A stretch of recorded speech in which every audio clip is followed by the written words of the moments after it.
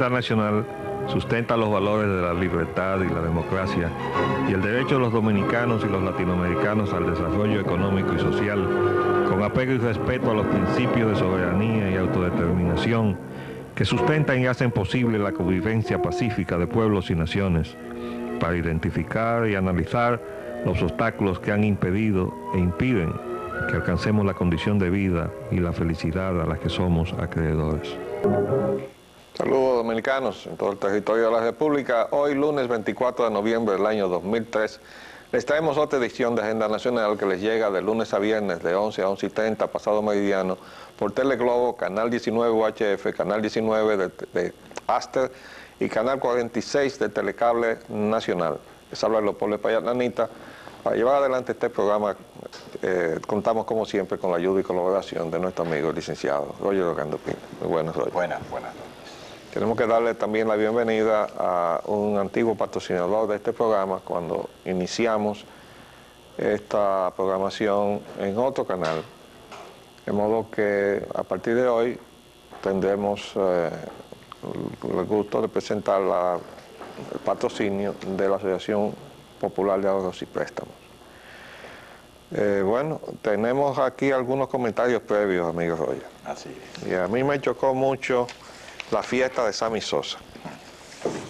De verdad que encontré que en el momento de infortunio, sobre todo por toda la desgracia que se le ha acumulado a este país en los últimos tiempos, en el Cibao ha habido terremotos, ha habido inundaciones, hay cientos y miles de familias desalojadas.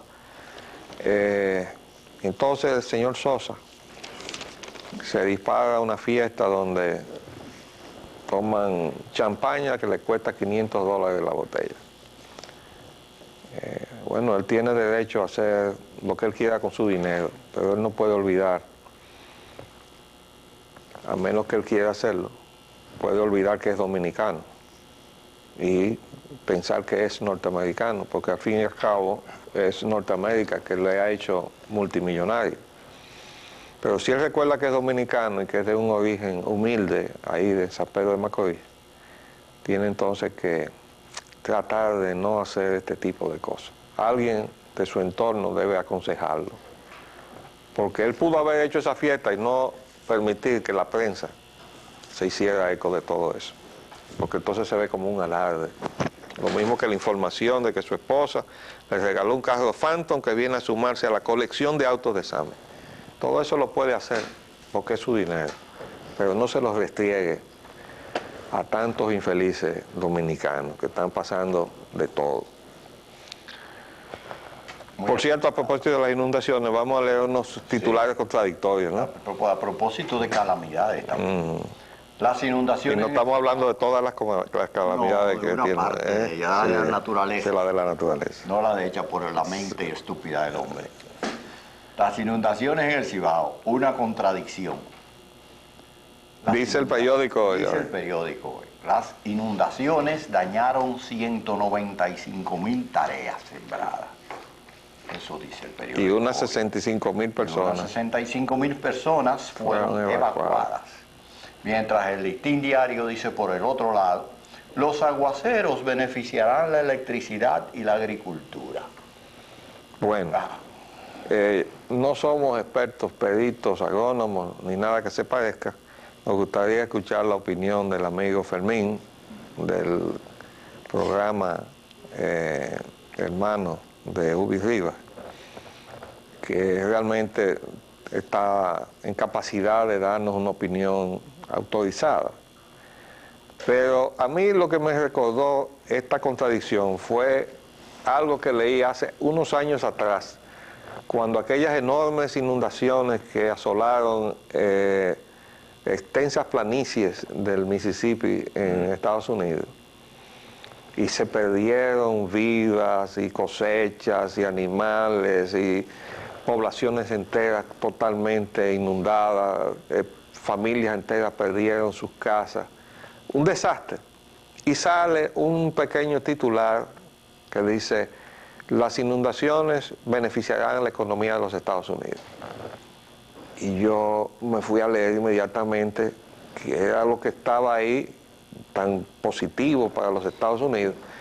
Y eran las declaraciones de un especulador en commodities, como se le llama en la jerga de la bolsa, a la parte de negocio de alimentos, trigo, etcétera, con el asunto de que las cosechas que ya estaban almacenadas, en virtud de todo lo que se había perdido, iba a subir su valor y que eso compensaba las pérdidas en términos económicos. Y yo decía, Dios mío, mientras se pueda poner en una misma balanza el dolor y toda la congoja de tantas familias y todas las pérdidas efectivas que tuvieron de este lado, y del otro lado las ganancias de esos especuladores que compran el producto y lo almacenan para entonces jugar con él, y esas ganancias van a sopesar y compensar estas otras pérdidas, todo el dolor que está involucrado en esas inundaciones. Mientras eso sea así, las cosas van a estar muy mal. Y eso va a ser así hasta que el pueblo norteamericano despierte a la realidad de que Wall Street gana cuando el pueblo norteamericano pierde. Y eso está pasando incluso con el asunto de los empleos, pero ese es un tema que vamos a examinar en la parte económica. Petróleo y combustibles. El abuso con los precios, este es otro tema. Gasolina premium sube a 73,85 el galón. La regular a 66,77 y el gasoil a 54,47. ¿Y para qué esos fraccionamientos? Bueno, eso es una manera de fastidiar un poco. Yo tengo aquí la información que saco del internet, que está publicada por la misma Secretaría de Estado de Industria y Comercio. E insisten en lo mismo de ocultar los datos que conciernen a la paridad de importación. Los datos de paridad de importación que conciernen al gas licuado de petróleo, fíjense que brillan por su ausencia aquí. Aquí están todos los productos, comenzando por la gasolina premium, etcétera, y no está el gas licuado de petróleo. Pero la primera columna es CIF en dólares, o sea, el precio del combustible ya aquí en la capital o en un puerto del país en dólares, y de que pasa a pesos, y ahí viene entonces todo lo demás. Pero el reglamento y la ley le obligan a la Secretaría de Industria y Comercio a decir el precio FOB, es decir, en el sitio de origen, para que nosotros sepamos de dónde viene y cuánto realmente está costando, porque no es verdad que nosotros compramos combustible en la bolsa de Nueva York. Entonces nos están indexando a base, arrancando a partir de un precio que aparece en una publicación que se llama Platts Oilgram, que concierne a los precios de especulación. Pues nosotros no estamos haciendo operaciones spot, que se llaman esas operaciones únicas especulativas. Tenemos lo que se llama contratos, suministro de contratos, a través de una extensión determinada de tiempo. Y en este caso de gobierno a gobierno, que es el complot que tenían las empresas petroleras recientemente, cuando querían utilizar el incidente con Venezuela para hacer desaparecer el acuerdo de San José y el acuerdo de Caracas. ¿Para qué? Para hacernos dependientes de las importaciones a través de las petroleras. Y nosotros sustentábamos el criterio de que había que arreglar el asunto con Venezuela y de ninguna manera pelearnos con México, y además tratar de formalizar las negociaciones con Trinidad y Tobago para enmarcarlas en un tratamiento semejante al que mantiene el país con Venezuela y México respecto de la factura petrolera. Esa es una situación que todavía está pendiente desde cuando era secretario de Industria y Comercio el amigo licenciado Hugo Guiliani Curi. Vamos a hacer un paréntesis y volvemos después de cumplir los compromisos comerciales nuevos que ahora tenemos.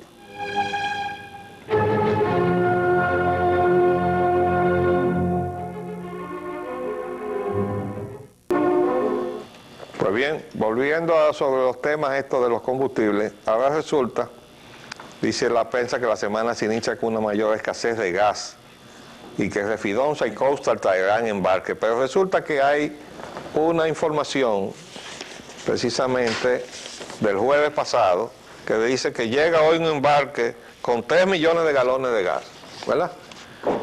Hoy, ¿cómo es que si el jueves había llegado un embarque con 3 millones de galones de gas, entonces se escasea el gas? Bueno, la explicación es la siguiente. Dice hoy en la prensa el vicepresidente de Refidomsa, Paul Lachelle, porque hay un presidente por el Estado Dominicano y un vicepresidente que lo pone Lachelle, que hasta el otro día era Pedro Pablo Cabral, ahora es un señor Madariaga. Hoy ese señor habla, ese señor no debería estar hablando, para comenzar. Él representa a la Shell y no representa a la refinería, él es un vicepresidente. El portavoz de la refinería es el presidente. No sé cómo Amado Justo Duarte se ha dejado usurpar sus funciones por este extranjero. Entonces él dice aquí, el vicepresidente de la refinería dominicana de petróleo, por la Shell, Rafael Madariaga, ha puesto en claro las cuentas. Si no hay combustible se debe a que el gobierno no paga porque el abastecimiento está garantizado por la entidad. Sin embargo, la semana pasada salía una información, precisamente con la llegada de ese embarque, ¿no?, de 3 millones de galones. Aquí está el periódico Hoy, y aquí está donde dice, no es por la deuda. Y dice aquí, los importadores y envasadores informaron que la crisis no es por falta de pago, por concepto de subsidio, ya que la semana pasada la Secretaría de Finanzas abonó 250 millones del total de la deuda de 500 millones que le debían. Entonces, bueno, ¿cómo es la cosa? Pónganse de acuerdo, porque obviamente están diciendo cosas contradictorias, totalmente contradictorias. Lo que sí sabemos es que no hay escasez de gas, y lo dijimos del principio, porque nosotros seguimos la programación de llegada de los barcos, y dijimos, hay gas aquí. Y ahí la terminal de San Pedro de Macorís recibió un embarque, de modo que no puede ser que le esté faltando precisamente al presidente de la empresa en sus distribuidoras.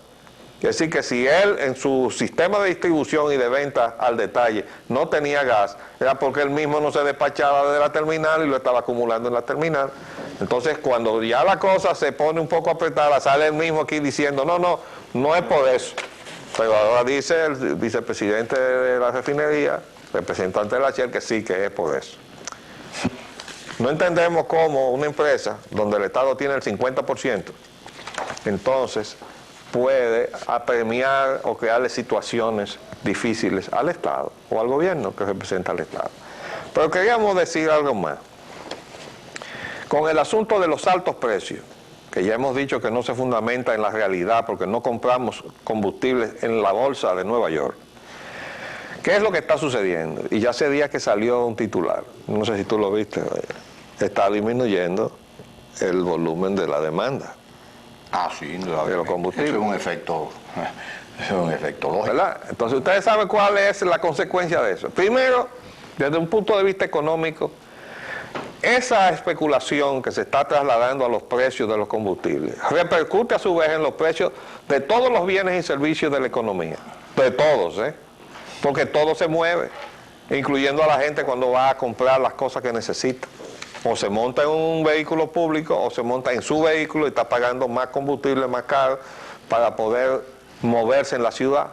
Bueno, aparte de que tiene ese efecto negativo en la economía, entonces tiene un efecto sumamente negativo precisamente en los ingresos fiscales, que el presidente de la República estaba en estos días premiándole a su gente, busquen recursos para poder pagar compromisos.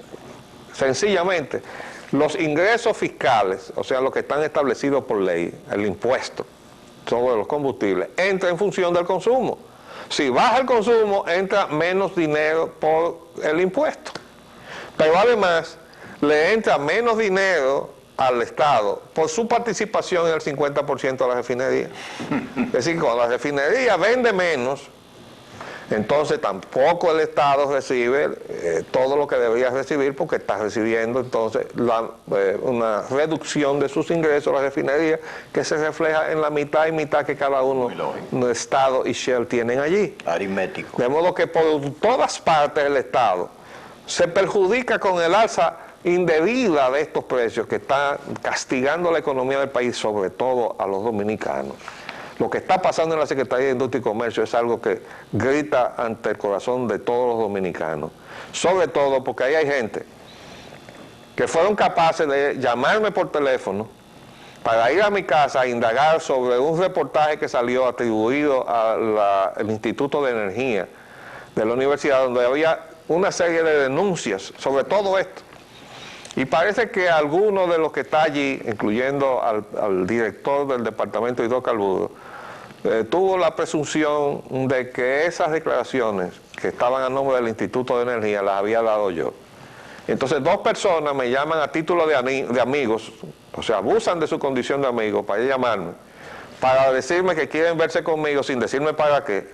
Se me aparecen en mi casa para entonces cuestionarme sobre el reportaje. Yo no dije que yo lo había dicho, ese reportaje, sino que yo estaba totalmente de acuerdo con todo ello, pero le dije, ustedes tienen la responsabilidad de corregir esas cosas que están denunciadas ahí, porque es verdad todo lo que se está diciendo ahí. Ahora yo les voy a decir, sí fui yo que di esa declaración. ¿Por qué? Bueno, porque yo le presté mi colaboración al Instituto de Energía, que lo dirige el amigo José Luis Moreno San Juan, que es un experto en la parte eléctrica, y a él le quedaba coja la parte de los combustibles. Yo le dije, no te apures, todo lo que sea combustible yo no lo voy a suplir. Y entonces esa entrevista que hizo el periodista Luis Ruiz en el periódico el Listín Diario fue una entrevista que me hizo en mi casa. De modo que para que lo sepan los funcionarios de la Secretaría de Industria y Comercio, yo fui quien hice esa declaración y sostengo absolutamente todo lo que está ahí y además lo puedo probar. De modo que vamos a ver cómo ponemos las cosas claras. El país no resiste eso que está sucediendo ahí. Y si ustedes no van a arreglar lo que está ahí, yo voy a decir los nombres de los que fueron a mi casa. ¿Verdad? Porque ustedes fueron tan abusadores que fueron capaces de ir a título de amigos míos para cuestionarme, para ver qué tenía yo que ver con el asunto de esta publicación. Bueno, pues allá saben que fui yo que di las declaraciones. Y sostengo absolutamente todo lo que se dijo ahí con relación al fraude que se le está haciendo al país y a los dominicanos con el asunto de los combustibles. Y ahí hay unas cuantas voces que no pierden oportunidad de irse del lado de los negocios petroleros, y sus razones ellos tendrán. Nosotros siempre hemos estado del lado de los dominicanos, ¿verdad? Vamos a ver, ¿qué más tenemos? El dólar, mercado cambiario, el dólar abrió la semana, bueno, 41.50 hoy. Sabíamos que estaría volando a los 40.000 pies, ¿no? Sobre los 40. Está estable allá arriba, ¿no? Y bueno, temas nacionales, dice Haití, un paso en la dirección correcta, lo denomina usted, al hecho de que la Dirección de Inmigración sancionará a empleadores que contraten ilegales haitianos. Eso fue una declaración. Eso es alentador. ¿Por qué? Bueno, porque es la primera vez que se camina por esa dirección. Óigame bien. Es exactamente lo mismo que están haciendo en Estados Unidos, apretándole la clavija al que emplea a los ilegales. Bueno, pues vamos nosotros a hacer eso. Y a ver si la industria de la construcción aguanta que le inspeccionen de verdad cuántos empleados haitianos, porque son haitianos que tienen en cada una de las obras que se están construyendo en este país, para que luego salgan con su cara tan campante a decir que el 80% son dominicanos y que solamente un 20% son haitianos, cuando todo el mundo sabe que es al revés. Y que además probablemente es un 90% de mano de obra haitiana en cada obra que se está construyendo en la capital de la República o en el país. De modo que, aunque es una excepción, tenemos que apoyar la decisión que ha tomado la Dirección de Migración. El sainete político dominicano. El presidente Hipólito Mejía afirma que Atuey de Camp busca la división del PRD. Mejía cree Junta Central Electoral decidirá la legalidad o no de la reunión convocada por Atuey y la de él. Bueno, no, y además la novedad es precisamente la iniciativa del presidente de intentar la reelección. Vivimos todo el mamotreto de constitución modificada con la presencia de toda la gente del PPH, ofreciendo de todo allá en el Congreso Nacional para que pasara la modificación. Pasó.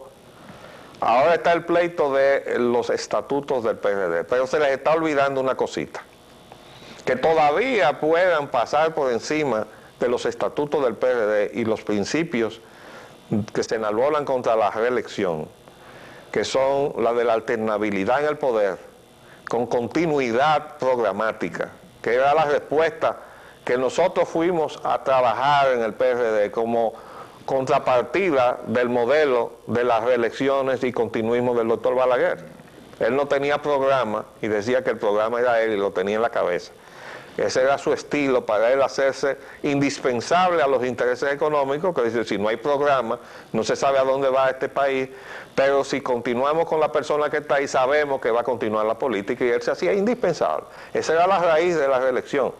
Nosotros teníamos la fórmula de la continuidad del esfuerzo programático, es decir, cambiando el Ejecutivo cada 4 años, y entonces siguiendo el mismo programa, luchando contra los problemas del subdesarrollo. Pero eso se dejó caer, porque eso no interesaba en el PRD hasta llegar a la situación que tiene el PRD, que abandonó totalmente incluso su plataforma ideológica y programática, para meterse a ¿qué? A neoliberal. El PRI proclama ahora al señor Trajano Santana como candidato presidencial del 2004. Ese es otro capítulo. Yo quiero decirle que eso es más de lo mismo. Sí. Yo fui sorprendido en mi buena fe, porque a título de amigo entrañable de Jacobo Magluta, y que teníamos identificación no solamente por la relación personal, sino también por la conceptualización en materia económica que ambos sosteníamos. Él desde el Senado y yo desde la Dirección de Asuntos Técnicos del PRD, cuando salió el primer paquetazo en el gobierno de Jorge Blanco. Y a partir de ahí tuvimos siempre mucha identificación en criterios. Entonces, en estos días se me acercó el señor Trajano Santana y me dijo que el PRI iba a volver a sus raíces ideológicas. Y yo le dije, cuenta conmigo. Entonces me presté a hacerle un recuento histórico de cómo surgió el PRI y cómo la esencia de la plataforma ideológica del PRI era la misma del PRD, que había sido abandonada cuando Jacobo Magluta tuvo que irse o lo sacaron del PRD. Entonces ahora, en lugar de darle oportunidad a la nación de convertirse en la plataforma de un proyecto de unidad para darle salida de escape a la polarización Hipólito-Leonel, que son los dos polos neoliberales, el PRI decide lanzar a uno suyo, a Trajano Santana. No sabemos para qué, con qué propósito, o sea, contando con qué, porque si no, a fin de cuentas no le están ofreciendo una opción al país. El PRI todavía no ha recuperado su ideología y el amigo Trajano Santana acaba de apiarse de un cargo en el gobierno.